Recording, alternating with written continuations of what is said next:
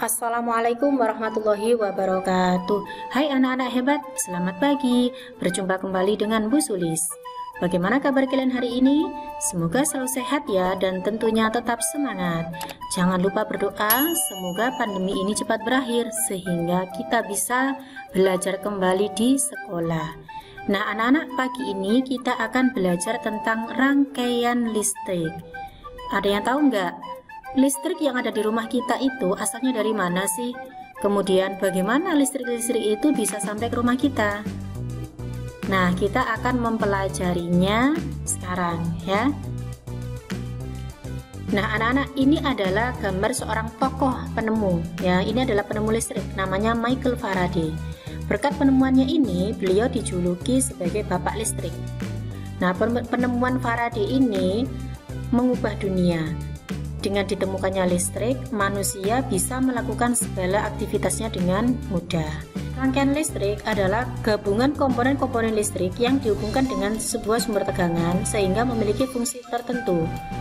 Komponen-komponen listrik tersebut antara lain sumber listrik, konduktor, dan alat listrik. Jadi sumber listrik, konduktor, dan alat listrik ini membentuk suatu rangkaian yang namanya adalah rangkaian listrik.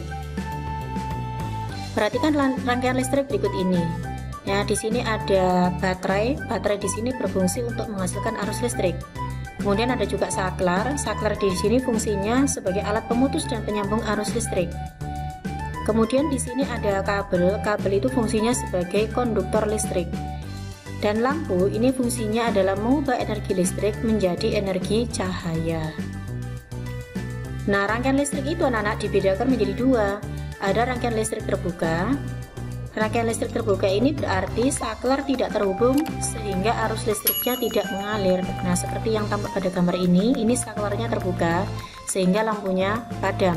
Kenapa? Karena arus listriknya dari baterai ini tidak mengalir.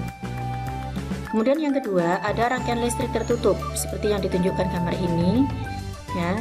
Pada rangkaian listrik tertutup ini saklarnya terhubung sehingga arus listrik mengalir. Nah, yang mengakibatkan lampunya menjadi menyala. Macam dari rangkaian listrik, ada rangkaian listrik seri yang ditunjukkan seperti gambar ini, ya. Kemudian ada juga rangkaian listrik paralel, ya, yang ditunjukkan seperti gambar ini. Yang pertama adalah rangkaian seri. Rangkaian seri adalah rangkaian alat-alat listrik yang disusun secara berurutan dan tidak bercabang, seperti yang tampak pada gambar ini. Jadi antara lampu 1, lampu 2, lampu 3, kemudian kabel, ya di sini adalah sumber listrik, itu disusun secara berurutan, tidak ada cabang di sini. Ciri-cirinya, arus listrik mengalir tanpa melalui cabang. Jika salah satu lampu padam, maka lampu lainnya akan ikut padam karena arus listriknya terputus.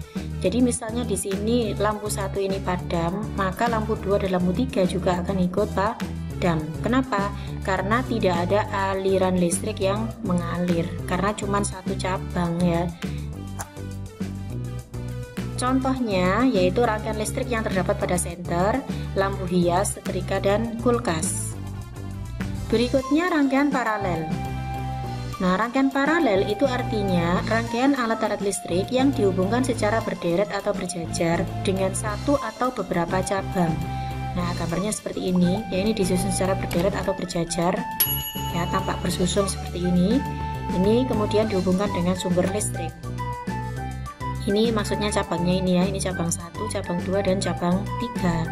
Ciri-cirinya, arus listrik mengalir melalui satu cabang atau lebih. Kemudian, jika salah satu lampu padam atau rusak, maka lampu lainnya masih bisa menyala melalui cabang yang lain. Jadi misalnya di sini ya, lampu yang atas ini padam atau rusak, maka lampu yang tengah sama yang bawah ini masih bisa menyala. Kenapa? Karena dia masih ada aliran listrik dari cabang yang lain.